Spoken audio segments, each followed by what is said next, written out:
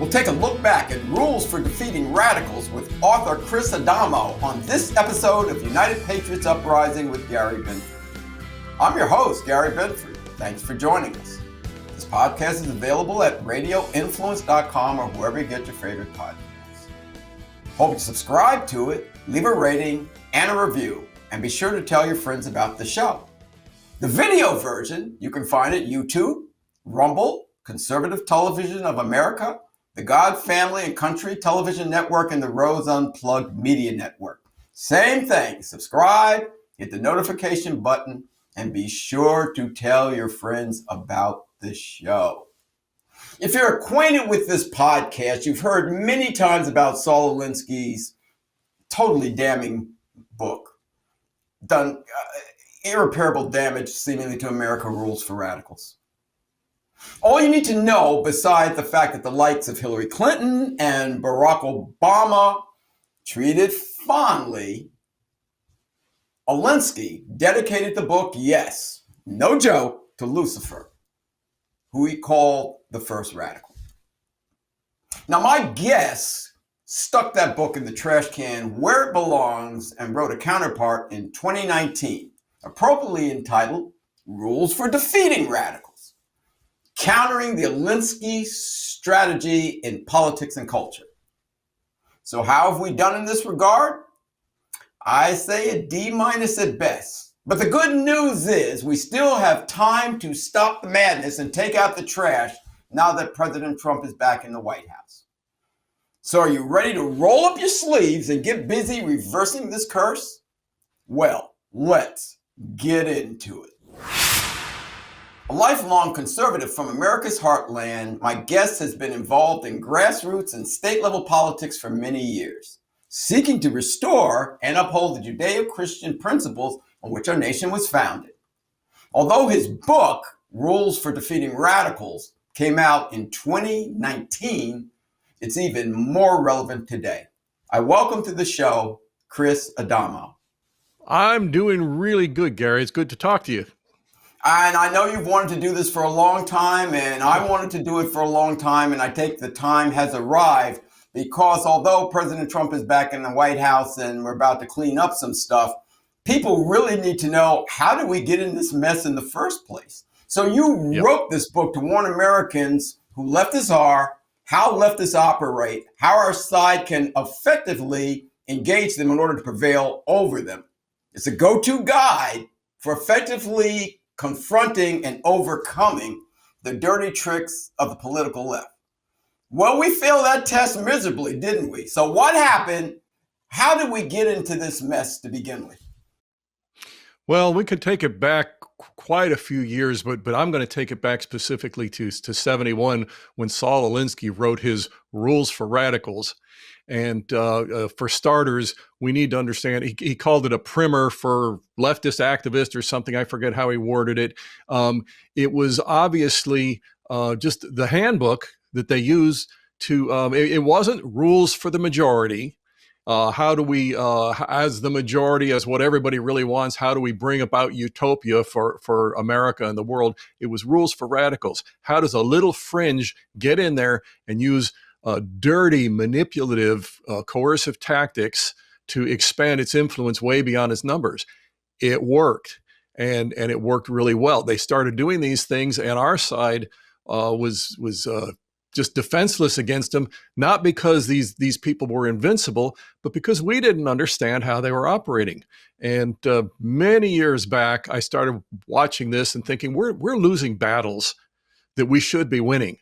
It's like they put a snare out in the middle of the road and we walk right over and step in it. And then we wonder why we're in this totally indefensible position where they absolutely are advocating something that should be obviously evil, except they're not calling it that, and neither are we.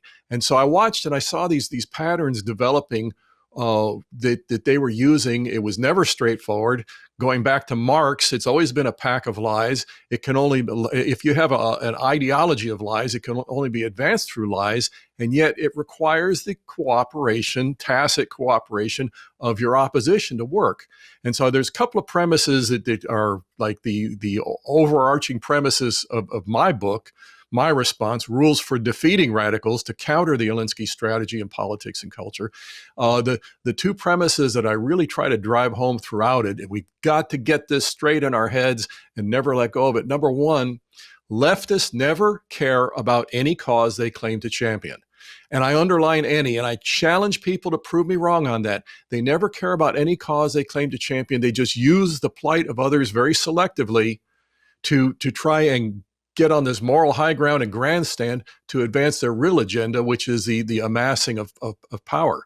The other thing, and this is what really inspired me to write the book, is I realized that this Alinsky strategy, and we can go into that in greater detail in a minute, but the Alinsky strategy, which is to attack, to marginalize the target, put them, freeze and isolate them, put them on the defensive, that strategy only works on those who allow it. And the minute you stand up to it, the minute you come back at them and you don't accept their premise that you're the evil person for whatever reason, and you come back at them, all of a sudden they lose all power over you. And so these are the two overarching premises of the book. Now, you still have to read the whole book because they have a million different ways of ensnaring you and convincing you to start playing by their rules. And the minute you do that, you're fighting a totally defensive fight. And, pick your sport. If you have only the defense team go out in a football game, you're going to lose because you never make a touchdown. Okay. And the same principle works in these public debates and things where they're on offense and they're attacking you and calling you names. And I don't care how absurd it is, they're calling you names. And all you're doing is trying to prove that you're not that bad person they say you are. You're never going to advance. Maybe you can do damage control, maybe not. But the point is you're continually losing ground. They're continually gaining ground. Chris, I want to stop you right there to say one thing about what you just said is so true. I remember when they called Larry Elder out in California a white racist. And of course, Larry Elder's a black man. And then eventually on X, I got called a white racist. Now, they say, and now look at what they do. You're a racist. You're a homophobe. You're a xenophobe. You're a bigot. Yep. And that's the whole point. In sports, we know the best offense, the best defense is a great offense, because if they're on defense, we make and that's you're so right. And I'm going to have you expound on this, because what their tactic is to keep us on roller skates, keep us backing up, keep us on the defense, so they never have to defend what they stand for, because as we just saw what happened in this last election, what they stand for can't win. It can't win an election in this country. Now, you say we got rolled. We lose battles we should be winning. And I heard from listening to you that you even saw this in Wyoming, Liz Cheney territory, by the way. So you want to explain that? Yeah, absolutely. Now, there is another dynamic that if we have time, I'd really like to go into in Wyoming, and that's the rhino dynamic. Well, we're going to get to the rhinos, believe me. Good. Okay. I'll go into that the rhinos in greater detail, but the point being, you just mentioned, racist. I actually devote 2 chapters, one on labels and the other on mantras. And the labels are, this is how they call you a name to put you on defensive. And I'll give you a great example. In just the last 24 hours, you saw this, Elon Musk is a very animated person. He gets out there and he's talking in his arms. Right. And then he does this, goodbye, everybody, or salute. He's a Nazi. Salute. and he's a Nazi. Now, in the past, our response from our side would have been, wow, that was really bad form on Elon Musk's part, because he should have known better. And before long, the label sticks. Okay. And anytime you play that defense, I mean, Gary, I'm going to accuse you of being, a drug dealer. Okay. And your response is, instead of saying, that's a bald-faced lie, that's slander. Okay. Instead of that, your response is, oh, well, I may have seemed like I was doing, you may have seen me talking to some people on the street, but I really wasn't. Well, you're sounding defensive and guilty. And I don't care how absurd, how ridiculous, how baseless the accusation is, the minute you start apologizing for it and playing defense that way, you start looking guilty. And thankfully, Elon Musk, his first response to that whole Nazi thing was he put up on X, he put up a person yawning. It's like, come on, don't you guys have anything better than this? Here's the secret. Here's the big deal. No, they don't. It's to their shame that this is all they really have ever had, is this kind of dirty trick and this kind of manipulation and this kind of lie. It's to our shame that we ever treated those things as legitimate. So what did you see in Wyoming? And by the way, we'll get into Alinsky and why he caught on. And he was a community organizer in Illinois. But he really took the cultural Marxism from Antonio Gramsci, who we talk a lot about here, when we realized they couldn't overtake the country by revolution because we have too strong a middle class. They decided, let's change the culture, change the mores. So they changed the words. So where we used to be able to debate left and right and say it's just a robust debate, they in the cultural Marxism thing, no, what they say is right. What we say is not wrong. It's evil. So, and that's what you're seeing. You're racist, you're homophobic, you're this, you're that. Now, Alinsky took that and found some way to weasel it into community organizing. So how did this manifest in Wyoming? Okay, step one of what you just said is that we didn't call them evil. Okay, they call us evil. We didn't call them evil. Well, that's name calling, that's rank or whatever. No, that's the truth. So because they tell a lie about us, we don't tell the truth about them. Okay, so now the lie prevails. Now let's take this to Wyoming. Wyoming, I lived there for 32 years. And excuse me. In Wyoming, the average citizen on the street doesn't worry about this stuff. There's a motto in Wyoming. Wyoming is what America was. The average citizen on the street. Wyoming has the highest Republican voter registration of any state in the country. I haven't checked the latest, but back in 2016 when Trump ran, he got 80% of the Wyoming vote. Okay, the Democrats, there's like literally 3 Democrats in the state Senate and 5 in the state House, and everything else is Republican. The problem in Wyoming is the average citizen says, well, there's a couple of things a couple of real snares, real mine pits that they watch out for. One of them is the Second Amendment, and the other is the state income tax. Okay, so leftists, they can't walk onto Main Street and say we're going to turn Wyoming into, we're going to elect Elizabeth Warren in Wyoming, right, because she's a Connecticut Democrat. Yeah. So they won't go there. So what they do, and what they've done for so long is, well, I'm in Wyoming. I'm going to call myself a Republican. If I call myself a Republican, 90% of the people think that I'm their ally, and they don't pay attention.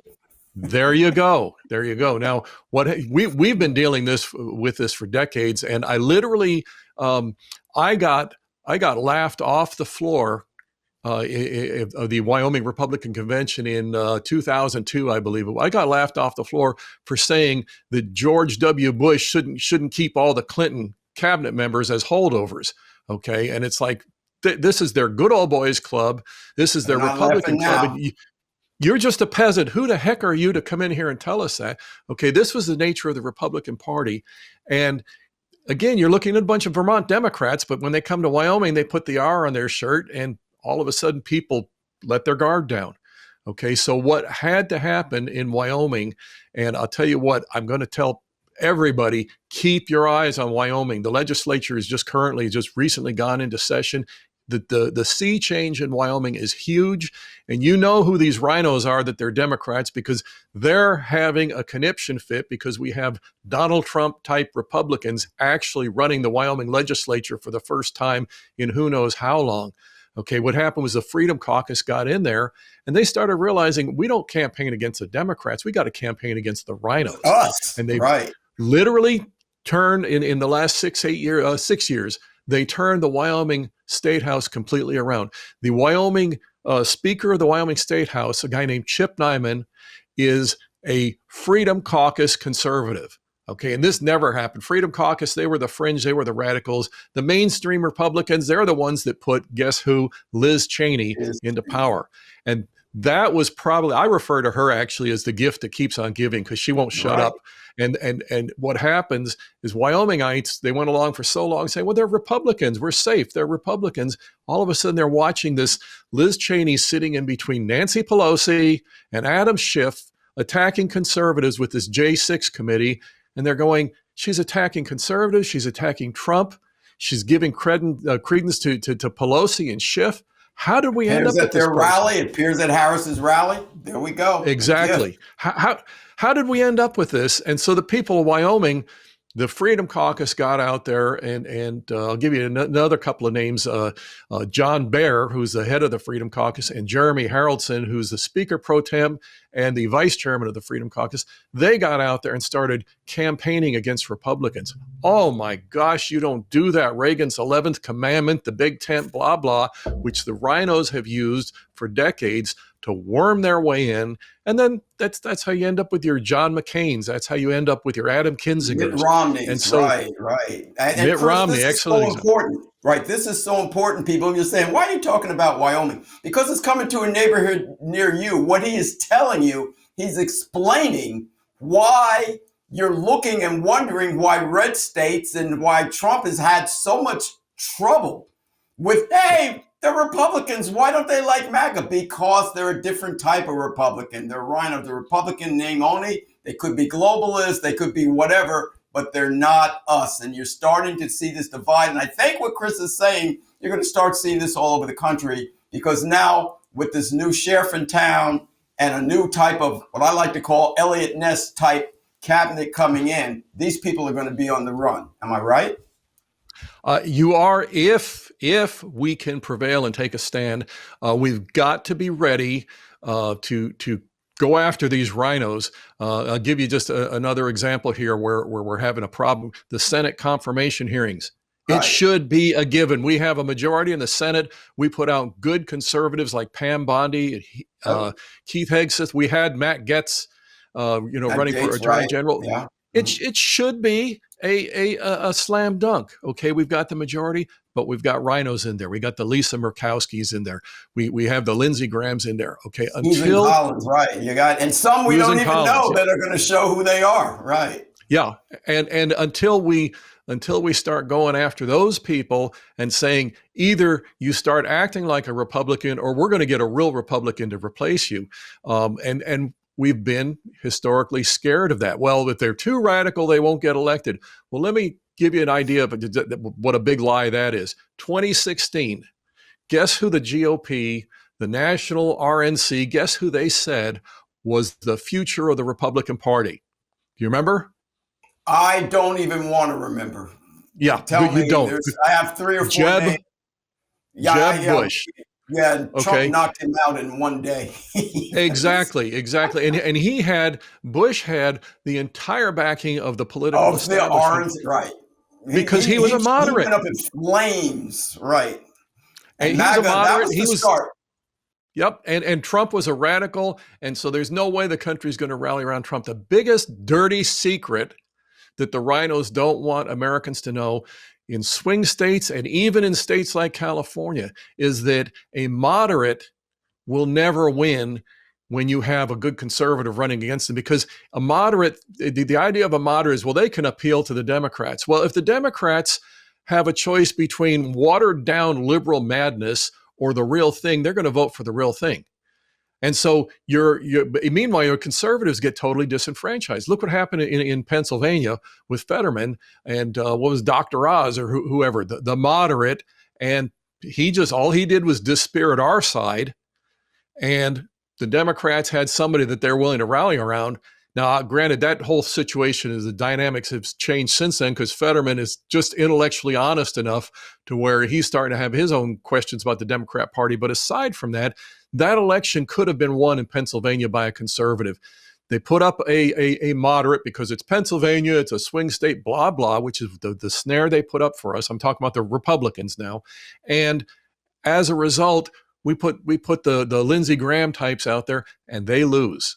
Chris, I'm glad you went there, because you've got to explain, how do we now, with MAGA firmly, hopefully being entrenched, how do we get around this longtime Republican pervasive way of thinking that the McConnells and the Karl Roves put forth, that to win elections, you've got to get the independents, you've got to get the middle. You can't be too far right and you can't be too soft, but you got to get those in the middle, and that's what leads to moderate candidates. And moderate candidates excite no one. You do that right by what has happened. You've seen a lot of it because of Trump. Trump, I refer to him as being reflexively immune to the Alinsky strategy, and I can go into greater detail if you want to hear that whole story. He punches back. Exactly. He doesn't let them tell him. He tells them what they are. Amen. And so when you go into these races, when you go into these situations, you're not trying to impress the enemy. Okay. Again, I just use that dealing drugs example there. If I point that finger at somebody and say, this is what you're doing, and if their response is to say, this is why you're accusing me, this is why you're a lying leftist and you're accusing me, and this is what I really am, they're going for it. Okay. They're redefining themselves more strongly than ever. But if they go into that situation and I accuse them of any absurd thing, look at Pete Hegseth. Well, he was a party. He got drunk as a military man. Instead of saying, so what? Here's what I'm going to do for the Defense Department. Yeah. Instead of doing that, if he started apologizing and I need to go through counseling and I need to rehab or whatever, he would have lost all support on both sides. The way we do it is, I heard you use the term before, I believe, double down. That's the way we do it, is when I stand for something, I stand for it as a conservative because I stand on principles, good principles for the founding principles of the country, the Judeo-Christian principles, the idea of freedom, independence, individual responsibility. And I'll go to rule number 1 out of my rules for defeating radicals. Now, I want people to understand you got to have the background. You can't just read the rules. You got to read the rest of the book to understand why these things work, these dynamics work the way they do. Rule number 1, I say, never apologize unless an actual wrong has been committed. And then you have to be very specific as to what you're actually addressing. Okay. So now there's people say, oh, okay, well, I just never say I'm wrong. No, I didn't say that. Now I said, never apologize unless an actual wrong has been committed. Okay. Now, how do I determine that? Well, if I misquoted, if I did something that was actually deceitful, something, I need to go back and fix that. If I did something that was evil, I need to come out and say that. But I address that specifically.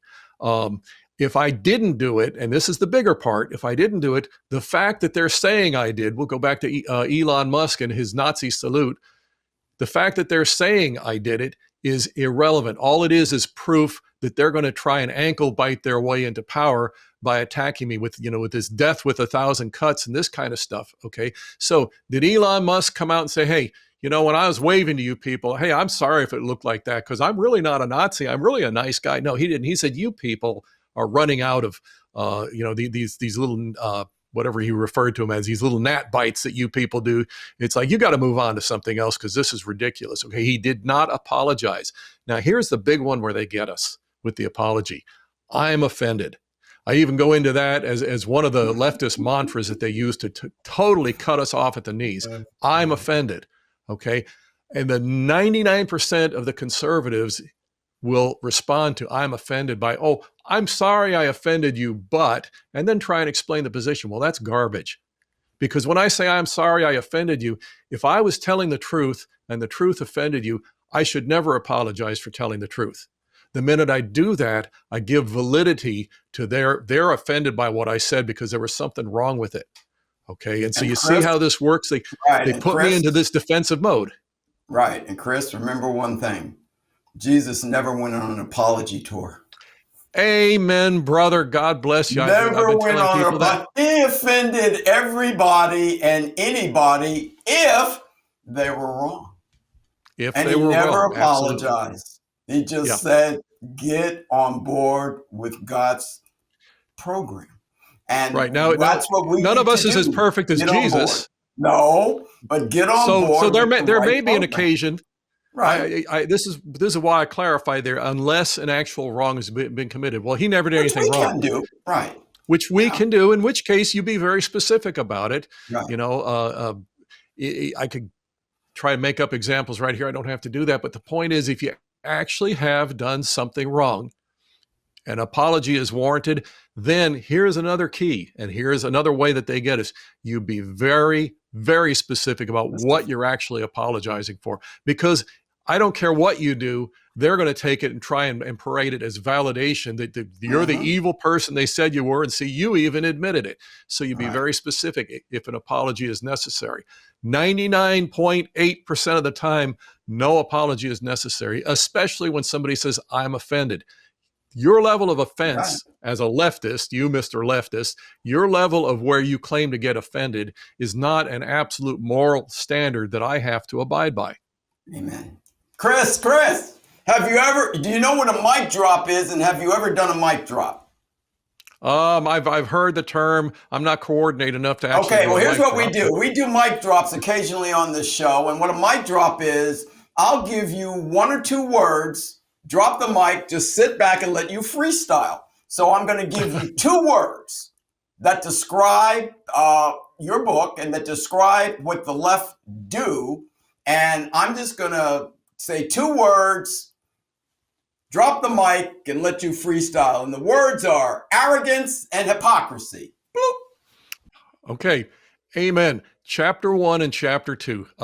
When I first started writing Rules for Defeating Radicals, my plan was to sit down and list Alinsky's rules and to say, here's what they do, here's what we do in response. Well, I realized that that's actually a defensive response. They do something, we react.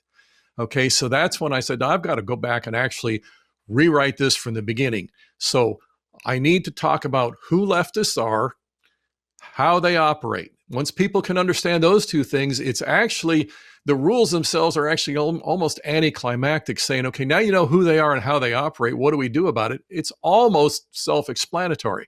Okay, so chapter 1, who are they? What motivates them? Arrogance. Leftists start by being arrogant. Pride goeth before the fall. Okay, this is who leftists are. So how does somebody like AOC get out there, and she's got the mental capacity of a soap dish, and she gets out there and she's going to preach right and wrong to you.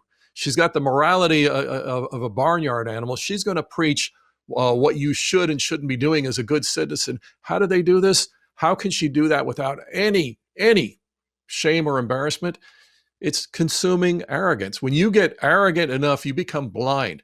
How do leftists put forth an economic policy that brings forth absolute disaster, and yet they'll do it and they just know that they're there for the good of humanity? Blinding arrogance, baseless blinding arrogance, because they have no reason to be arrogant, because their ideology is insanely stupid, and the results prove that it's insanely stupid, and yet they do it anyway because they don't need facts anymore. These people are so arrogant, they don't need reality. They just know they're better than you.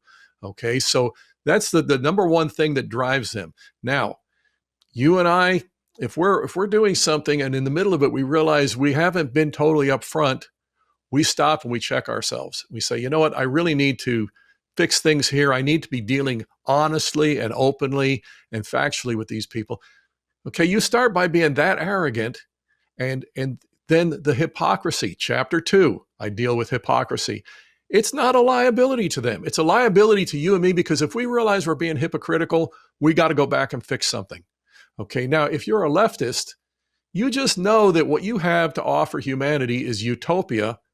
You don't have to fix anything. You don't have to actually change anything.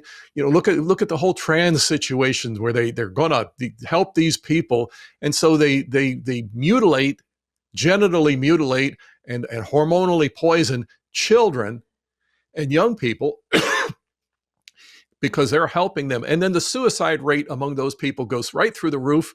You think they care? No, they just know that what they're doing is so virtuous and so good. They don't even pay attention to those people. Okay, this is how the foundation of leftist ideology is: the arrogance and the hypocrisy. You got it, Chris. We touched on rhinos a little bit before. Please tell people, is there a way we can spot rhinos? Because my friends, I have a lot of friends that are really piped in on the inside. So they have a lot of information about who people are at the core of their being. The way I describe this to the audience, your favorite baseball, football, basketball, or hockey team, you see the player, he smiles, he signs autographs, he does great television interviews, and you think he's a great guy. But as somebody who was a sports writer before that traveled with New York sports teams like the New York Knicks and the Mets and teams like that, I would see the people in the hotels. I would see the people, when they're away from their wives. I would have a better idea, and like a lot of other people and your teammates, who's who and what you're really about at the core of your being. The problem is with politicians, they all smile, they all sound good. Now they know who each other are. They know what's going on behind the scenes, but we don't. So is there any way, what's your rhino spotting device? Okay. There's, again, I added chapter 7 of my book 2/3 of the way through. I thought, you know what? We're fighting the left. We're fighting the Democrats. And yet at these crucial moments in these political debates and things, and I watched it happen in Wyoming, all of a sudden a rhino comes in and says, well, yeah, but, and throws out some leftist talking point. Now the left has bipartisan agreement on their agenda, okay? And at that point, it's like, how did this guy do this at the last minute? And we could name a few names, Lindsey Graham, John McCain, he was famous for it. Okay, so I started analyzing the rhinos. Unfortunately, or fortunately, most everything I learned about rhinos I had on display at the time in the Wyoming legislature. Now, like I said, that's completely turned around. But I mean, this was just totally expert rhino strategizing. Okay, so I added chapter 7 on rhinos, and I call them the essential Alinsky fifth column, because you go out into a battlefield and you see the enemy across the field and you're shooting at them, all of a sudden you get a bullet from behind. Your guys are shooting at you from the back. Absolutely. Yeah. So looking into this, I came to the realization there's 3 general categories of rhinos. You have the cowards. Those are the ones that really, they know you're doing the right thing and they kind of like to do it, but they don't want to face the heat, okay? Then you have the morally clueless that, well, they got in there and they want lower taxes and freedom, but they really don't know how to go about it. And you know what? The left, yeah, they sound pretty good at times. Maybe we could reach across the aisle. Then you have the closet leftists. And Wyoming, I'm telling you, we had some really infamous ones. I literally duked it out with back then with Senator Alan Simpson. You might remember the Reagan amnesty bill, Simpson-Mazzoli. It was a total sham. It was a total sellout of the country. That was Wyoming Republican conservative Alan Simpson, a pro-homosexual, pro-abortion, anti-Christian rhino. Okay, so when you got these leftists in there, you have to look at these 3 categories and say, what do we do about it? Okay. Now the cowards, actually, they can be sometimes brought over to the right side. What you got to do with them is make them more afraid of you than they are of the left. Once you start doing that, all of a sudden they're your best buddy. They do not want you targeting them. Okay. And when I went after Senator Alan Simpson in the Wyoming papers, I got some support from some of the other Republicans because they didn't want that crazy Chris Adamo from out there in that little town. They didn't want him, ankle biting against them. So the cowards, you can actually strategically move them into the right position if you have a strong enough force against them. The clueless, some of those people are redeemable because once you start to educate them, some of them come around and go, you know what? I've been living inside the swamp for too long. I didn't really have my right and wrong straight. Okay, they can sometimes be brought around. Then there's the rhino, the leftists. And these are the Adam Kinzingers and Liz Cheneys. That's what you need to do, is indelibly tag these people, because per what you just said, come election time, the worst rhinos out there, every last one of them, I describe them, I said they all morph into the second coming of Ronald Reagan right at primary time, because they do not want to lose that election. Day after the election, it's back to business as usual. I can show you quotes of John McCain back several years. He had a really good grassroots conservative, Kelly Ward. I hope she runs for office again. She's a state senator. She ran against John McCain. He outspent her 10-1, And so that's how he muscled his way back to winning the primary. But I can show you statements that during that election cycle that he made, that he sounded like the world's greatest border hawk. Now, if you remember the 2006, whatever it was, amnesty bill, it was John McCain that was all for amnesty, okay? And he had his gang of, I called him gang of 8 traitors, that the rhinos were going to work with the Democrats, and George Bush was going to sign it. And thankfully, we got enough public resistance to it that they didn't get away with it. But this was John McCain. Come election time, he's a border hawk, okay? There you go. The number one thing we've got to do, and this takes effort, this takes coordination from the grassroots, from the Gary Binfords, from the Chris Adamos, from the people who are watching this. We have got to keep track of this. The minute you see, I'm not saying if the guy ever messes up on a single vote that, where we're just going to cut people off and cast them to the wolves. I'm not saying that. But the minute the pattern emerges that I'm dealing with a rhino, I'm dealing with somebody who wants to actually aid and abet the Democrat agenda, I've got to, I say, indelibly tag that person, meaning we do not forget that, because we're not going to listen to their election time promises. I can show you Kinzinger and Liz Cheney at election time. They're all for the Constitution and the rule of law, by golly. She sat in between Adam Schiff and Nancy Pelosi and talks about the Constitution and the rule of law. Forget the rhetoric, forget the grandstanding. Let's look at what these people are really about.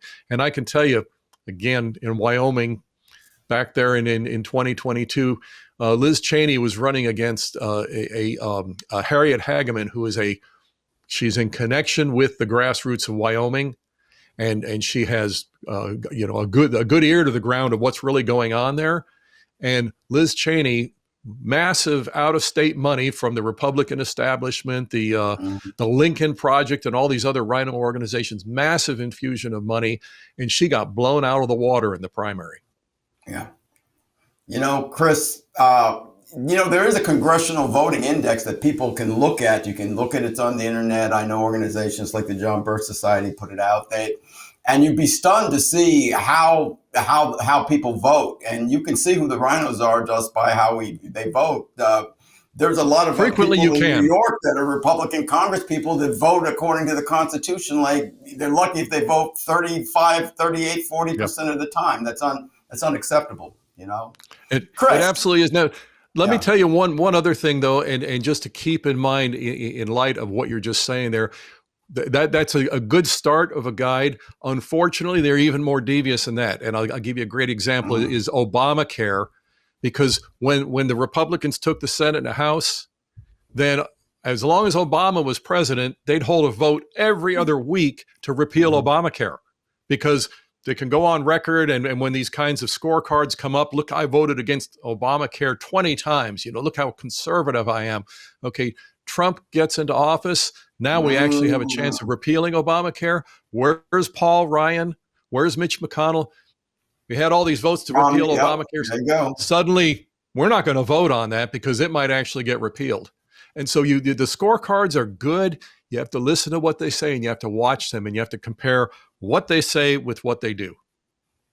Chris, I hear you. Chris, I've really enjoyed this because you speak my language. And Alinsky has been, Alinsky, along with Gramsci and others, have been a target of this show, because that's all I do is try. The whole show is about exposing the Marxist communist attempt to take over America.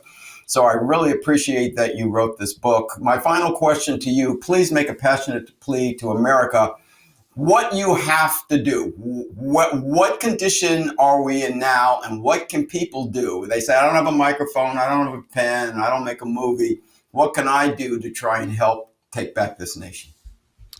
In simple terms, we stay the course. Now, we all, I don't know about you, but we were pretty much partying yesterday. We had actually pie and ice cream, not cake. I was in a lot of prayer and praise to God for coming. Amen. And we need, but by all means, what can we do? Number one is prayer. Okay. Number two is, yes, we get back and we celebrate the victory, but we've got to get our nose back to the grindstone. This is just the start, right? This is just the start. This is not VE Day in Europe. This is, we had a successful landing in Normandy, and we took the beaches. Yeah. Yep. And that's exactly what we need to do. Now, you do that in several different ways. You do that in your local, you keep hearing the term school board meetings.